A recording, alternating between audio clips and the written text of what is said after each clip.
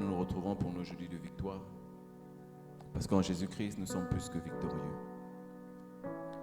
Ces enseignements ne sont pas pour nous donner la victoire, mais ces enseignements sont pour nous faire comprendre que nous sommes déjà victorieux en Jésus-Christ. Amen.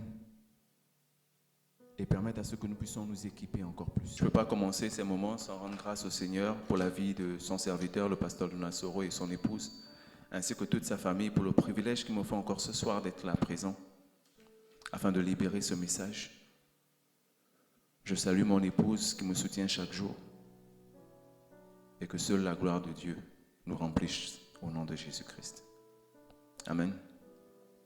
Aujourd'hui, l'enseignement que nous aurons aura comme pour thème 5 critères d'une victoire par la foi.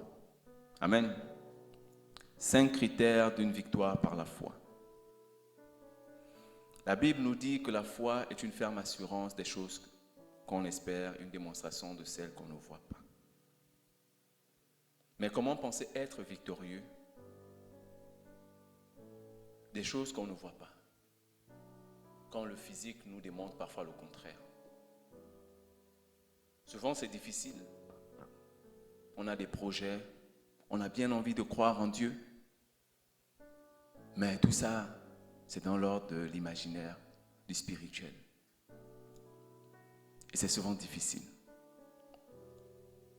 C'est difficile, mais nous devons comprendre que la foi que nous avons n'est pas basée sur les hommes, ou même encore sur des choses physiques, mais sur la personne de Jésus-Christ. Dès le moment où nous avons compris cela, nous pouvons comprendre que, quelle que soit la pensée que nous pouvons avoir, quel que soit l'objectif que nous pouvons avoir, quand nous basons notre foi sur Jésus, nous allons forcément atteindre le but. Mais beaucoup de personnes ratent leur chemin parce que tout simplement, ils mettent la foi sur des choses. Ils mettent la foi sur des circonstances. Ils mettent la foi sur des situations. Ils mettent la foi sur ce qu'ils voient et non sur ce que Dieu a promis dans leur vie.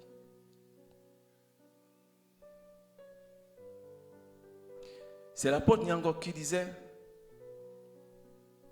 notre foi doit être christocentrique et calvarocentrique. Pour dire notre foi doit être centrée sur Jésus-Christ, sur la personne de Jésus-Christ et sur l'œuvre de la croix. Mais plusieurs personnes se perdent. Et nous nous perdons très souvent. Nous n'atteignons pas l'objectif dans certains moments parce que nous basons notre foi sur ce que nous voyons. Nous basons notre foi sur la situation présente. Nous basons notre foi sur notre pensée, sur nos pensées. Amen. Le verset de base, nous lisons dans 1 Corinthiens 15-17. Mais grâce soit rendue à Dieu qui nous donne la victoire par votre Seigneur Jésus-Christ. 1 Corinthiens 15-17. Mais grâce soit rendue à Dieu qui nous donne la victoire par votre Seigneur Jésus-Christ. Mais grâce soit rendue à Dieu qui nous donne la victoire par votre Seigneur Jésus-Christ. Par la foi à notre Seigneur Jésus-Christ. Seule la foi en Jésus-Christ peut nous donner la victoire. Seule la foi en Jésus-Christ peut nous rendre plus que victorieux. Vous savez, très souvent, les enfants de Dieu, avant d'être attaqués de façon physique, le sont d'abord dans les pensées. Le sont d'abord dans le spirituel. À quoi tu penses tous les jours? Amen. Et petit à petit, si nous sommes attaqués dans nos pensées, nous serons forcément attaqués dans le physique. Parce que le physique est régi par le spirituel. Et comme le frère l'a dit la dernière fois, quand nous pensons à des choses, nous finissons par les accomplir. Et si nous basons notre foi sur ce que nous voyons ou sur les circonstances, il est évident que nous ne serons pas victorieux. Nous n'obtiendrons pas la victoire que Jésus a eue sur la croix de Golgotha pour nous.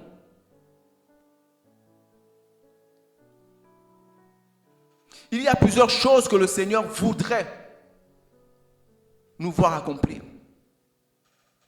Mais l'homme doit comprendre qu'il est en mission sur cette terre. L'homme doit comprendre qu'il a été envoyé pour accomplir une mission.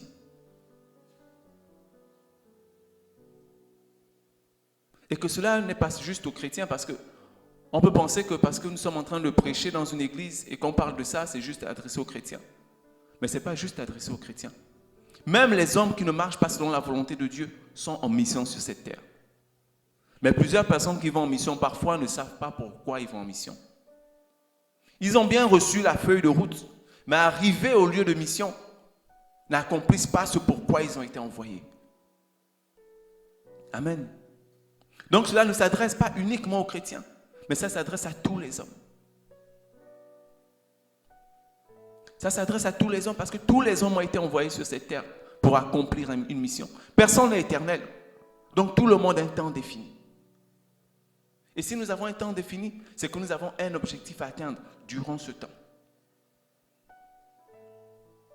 Quand nous voyons particulièrement les chrétiens, qu'est-ce qui empêche très souvent d'atteindre ces objectifs ou de demeurer dans cette foi? Quand nous voyons des pensées, même nous-mêmes, c'est parfois les épreuves qui nous attaquent déjà, comme j'ai dit dans nos pensées, par le doute, par le manque de foi, par le mensonge. Nous doutons tellement que même nos prières ont des difficultés à trouver leur exaucement. Parce que nous prions, c'est bien beau. Mais nous ne voyons pas l'exaucement après 10 ans de prière. Parfois, c'est parce qu'il y a déjà un doute qui s'est créé dans nos pensées.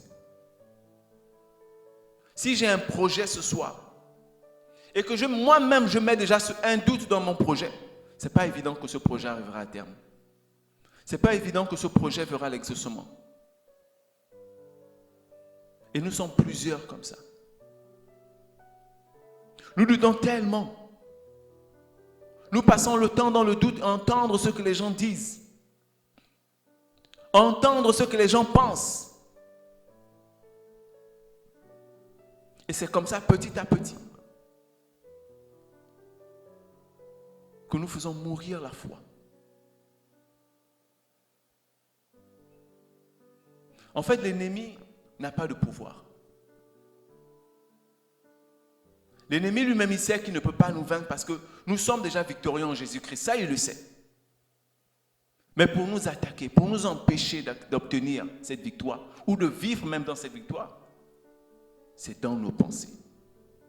C'est dans ce doute qui craint en nous. C'est dans ce mensonge qui craint en nous. Vous savez, quelqu'un peut voir son nom écrit sur un tableau. Et parce qu'il aura déjà le doute ou entendu les commentaires, qu'il ne pourra même pas croire que c'est son nom qui est affiché. Sa joie ne sera pas immense parce que pour lui, ce n'est pas sûr que ce soit son nom. Il est même sûr que les gens qui ont écrit son nom se sont trompés.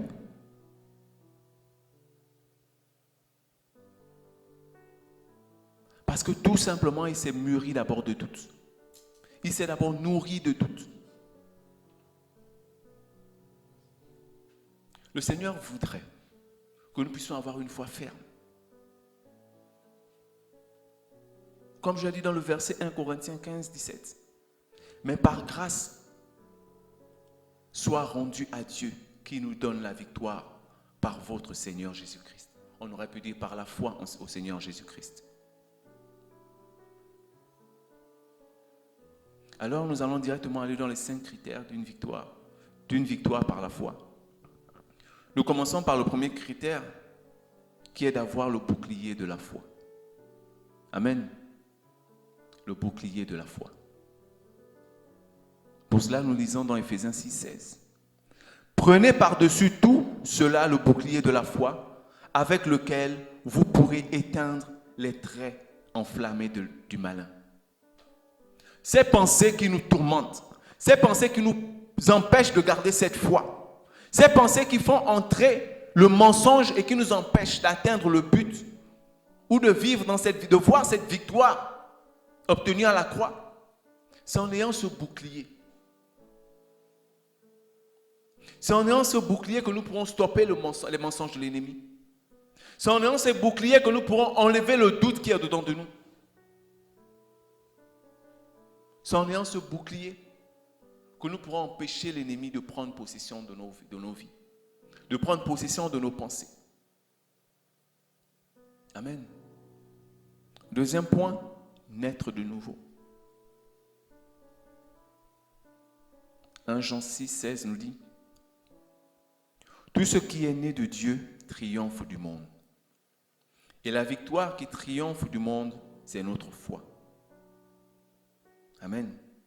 Tout ce qui est né de Dieu triomphe du monde. Et la victoire qui triomphe du monde, c'est notre foi. Naître de nouveau, c'est naître de Dieu. Parce qu'on dit ce qui est né de Dieu est Dieu et ce qui est né de la chair est de la chair. Amen. Pour comprendre que quand nous sommes en Dieu, le verset le dit, nous sommes déjà victorieux. Nous sommes déjà classés dans le rang des victorieux. Ce qui est né de Dieu triomphe du monde. Et la victoire qui triomphe du monde, c'est la foi. Mais si tu perds ta foi, si tu ne crois plus en Jésus, quelle victoire tu peux obtenir? Si ta foi est basée sur les circonstances et sur les hommes, quelle victoire tu peux obtenir? Quelle victoire tu peux obtenir quand tu centres ta foi sur quelque chose de physique, sur quelque chose de matériel? Dieu veut ce soir que tu puisses centrer ta foi en Jésus, afin que ta foi ne soit pas juste comme un feu de paille. Quand arrive une situation difficile, tu commences à douter. Quand arrive une épreuve, tu n'es plus la même personne. Ce soir, le Seigneur veut t'amener à centrer cette foi. Car par cette foi, tu pourras obtenir des victoires. Mais pour obtenir des victoires par cette foi, il faut être fils de Dieu. Il faut naître de Dieu.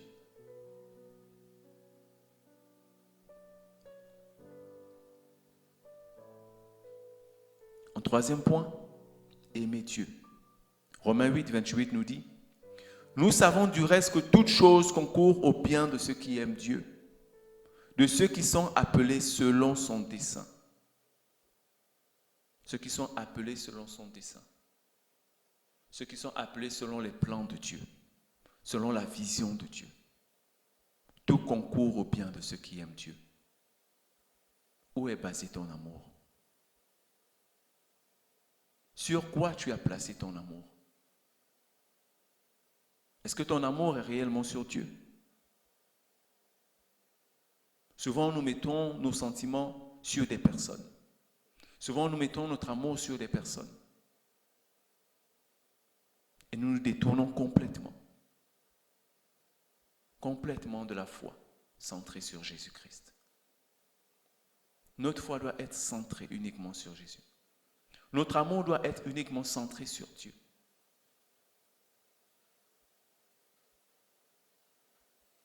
En quatrième point, nous allons aller vite. Se nourrir de la parole de Dieu. Romains 10, 17. Ainsi, la foi vient de ce qu'on entend, et ce qu'on entend vient de la parole de Dieu.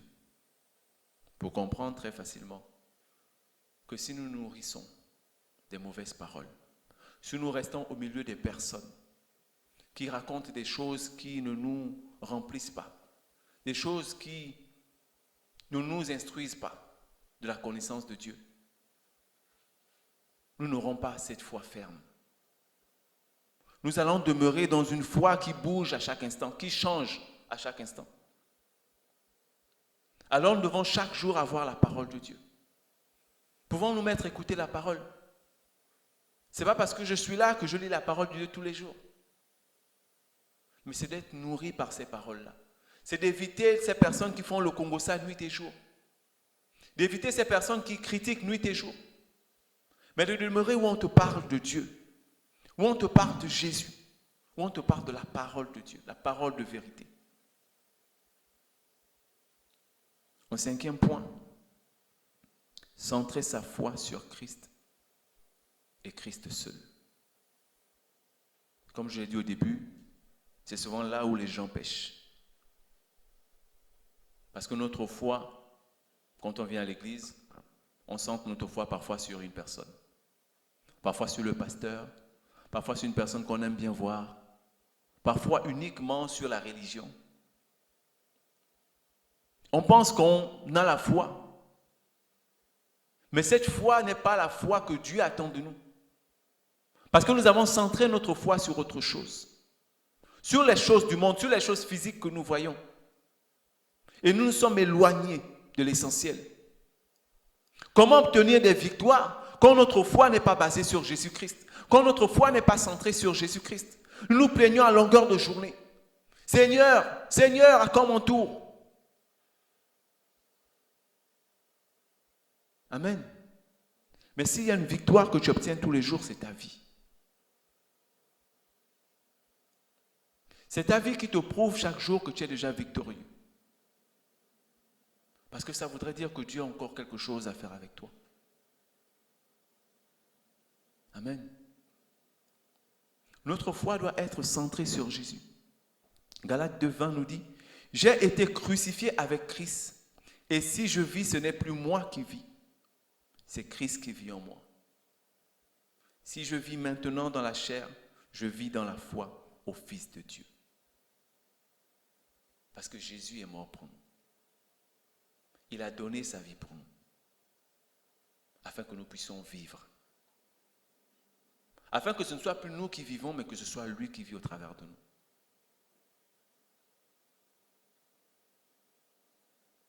Nous nous trompons souvent de but quand nous venons à l'église. Nous nous trompons de but quand nous pensons que nous avons prié, que là maintenant nos prières seront exaucées. Mais où est ta foi? Il ne suffit pas de prier.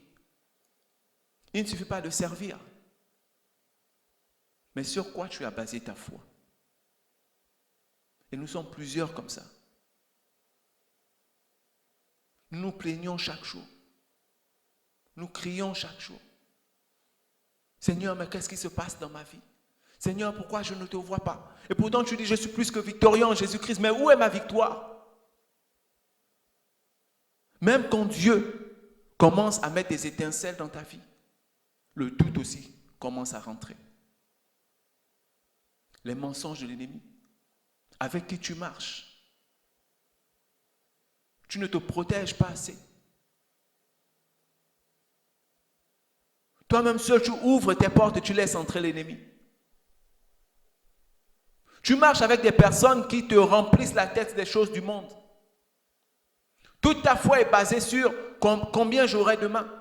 Toute ta foi est basée sur qu'est-ce que je serai demain. Mais ta foi n'est pas basée sur le but, celle du royaume. Parce que la plus grande victoire, nous ne la verrons pas certainement sur terre. Quand on parle de victoire ici, on pense très facilement que ce sont des voitures, c'est de l'argent, c'est le meilleur poste, c'est la santé. Mais le but est l'essentiel. C'est d'être appelé à la fin, bon et fidèle serviteur. Parce que c'est là notre victoire. Nous sommes plus que victorieux en Jésus-Christ, parce que Jésus a donné sa vie pour nous. Et chaque jour, il nous équipe, afin que nous atteignions le but. Pas que nous atteignions le but du véhicule, pas que nous atteignions le but du compte en banque, mais le but de la victoire, pour être appelé bon et fidèle serviteur. Combien de fois tu as prié Dieu?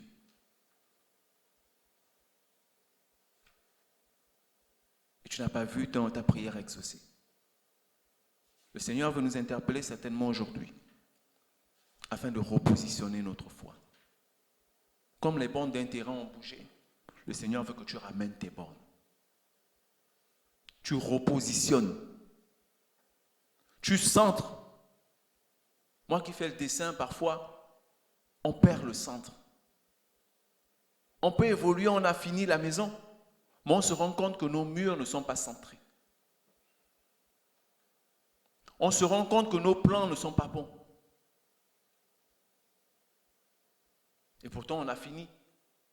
Pourtant, nous sommes au niveau du rendu.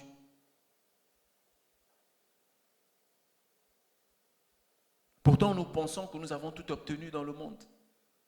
On prêche, on chante, on évangélise. Mais qu'est-ce qu'il y a dans notre cœur? Est-ce que notre foi est réellement centrée sur l'œuvre de la croix? Est-ce que quand on voit ces 5 critères, nous sommes réellement à l'intérieur? C'est vrai, on peut lire la Bible.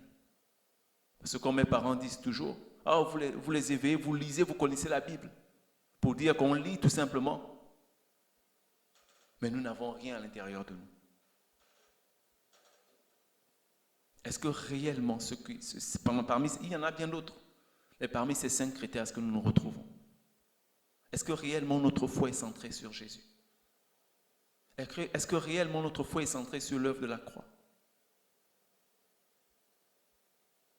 Ou bien notre foi est centrée sur les choses, sur ce que nous voulons obtenir demain, sur la promotion que nous voulons obtenir, sur le projet sur lequel nous sommes en train d'attendre une réponse, sur notre santé, sur nos enfants, sur nos familles? Sur quoi nous avons centré notre foi? Amen. Quand je descendais du bateau, je ne savais pas vraiment de quoi j'allais parler.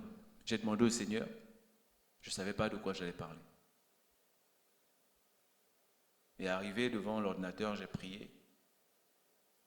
Et c'est ce que le Seigneur m'a donné. C'est tellement pour moi. C'est tellement pour une personne qui regarde. Mais le Seigneur voudrait qu'on puisse repositionner notre foi. Et ça m'a ramené sur l'apôtre Nyangok, qui disait, si on nous parle de Jésus, si on met notre foi sur autre chose, sur les choses du monde, le mot qu'il a utilisé, c'était le paganisme. De recentrer notre foi sur Jésus-Christ. Et non sur les choses que nous pouvons accomplir dans ce monde. Car toutes ces choses-là, nous allons les laisser. Il ne faudrait pas que notre foi soit comme un feu de paille. La victoire que nous voulons obtenir par la foi, c'est avoir une foi ferme. Parce que c'est par la foi que nous obtenons des victoires. David obtenait sa victoire devant Goliath par la foi. Parce que David n'a pas porté d'armure. David n'a pas vu une multitude d'armées derrière lui, mais David savait que l'Éternel des armées était avec lui. Est-ce la même foi que nous avons aujourd'hui? Devant les situations que nous traversons, devant les difficultés, devant les épreuves. Le Seigneur voudrait que nous repositionnons cette foi en nous. Afin que nous soyons plus que victorieux en Jésus-Christ. Et que cette victoire ne soit plus juste des simples paroles, mais qu'elle soit palpable dans notre attitude, qu'elle soit palpable dans notre façon de voir les choses, dans notre façon de parler, dans nos visions. Que par cette foi, nous puissions briser tout ce que l'ennemi a prévu. Amen. Nous allons bénir le Seigneur pour cette parole. Donc, j'espère qu'elle a vraiment transformé la vie de quelqu'un ce soir. Éternel mon Dieu, nous te bénissons, nous te rendons grâce. Te disons merci Seigneur parce que c'est toi qui nous remplis. Seigneur, comme le pasteur l'a dit au mariage, ce n'est pas le temps, ce n'est pas la durée, mais c'est ce que tu as voulu transmettre avec les mots que tu as utilisés. Et ce soir Seigneur, je crois et je sais que quelqu'un a été touché. Moi-même j'ai été touché. Seigneur, chaque jour nous combattons avec le doute. Chaque jour nous combattons avec les mensonges de l'ennemi parce que nous voyons des choses. C'est l'heure de se poser la question, est-ce que notre foi est réellement basée sur toi? Seigneur, ce soir, je repositionne ma foi. Je repositionne ma foi en toi parce que je sais que l'ennemi, c'est le père du mensonge.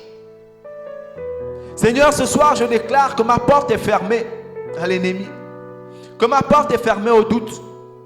Que ce soir, Seigneur, le bouclier de la foi, Seigneur, sera toujours au-devant de moi. Et que plus rien ne pourra entrer dans mon cœur ni dans mes pensées pour m'empêcher, Seigneur, pour m'empêcher de marcher avec toi, pour m'empêcher, Père éternel, d'expérimenter cette victoire que tu as eue à la croix pour moi. Seigneur, permets-moi ce soir de centrer ma foi de centrer ma foi, Père éternel, Seigneur, sur Christ et sur l'œuvre de la croix. De ne pas avoir une foi, Père éternel, comme un feu de paille, qui brûle un moment, Seigneur, qui s'arrête en chemin, devant une circonstance difficile. Papa, j'ai besoin de toi. J'ai besoin de cet amour, Seigneur, qui me donne la force. Parce que quand nous sommes amoureux dans ce monde, Seigneur, nous sommes prêts, Seigneur, à déplacer les montagnes. Nous devenons poètes, Père éternel. Mais je veux t'aimer, Seigneur. Je veux que cette force, Seigneur, cet amour me donne la force. Cet amour me donne la force, Seigneur, de maintenir ma foi. Afin de voir la victoire, Seigneur. Afin d'être plus que victorieux en Jésus-Christ. Afin que l'œuvre de la croix ne soit pas vaine. Merci encore, Seigneur. Merci pour ta présence en ces lieux.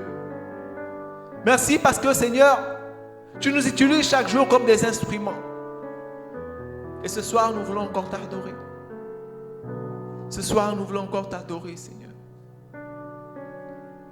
Nous sommes disposés ce soir à être remplis de tout. Merci encore, Seigneur. Lord, I give you my heart, I give you my soul.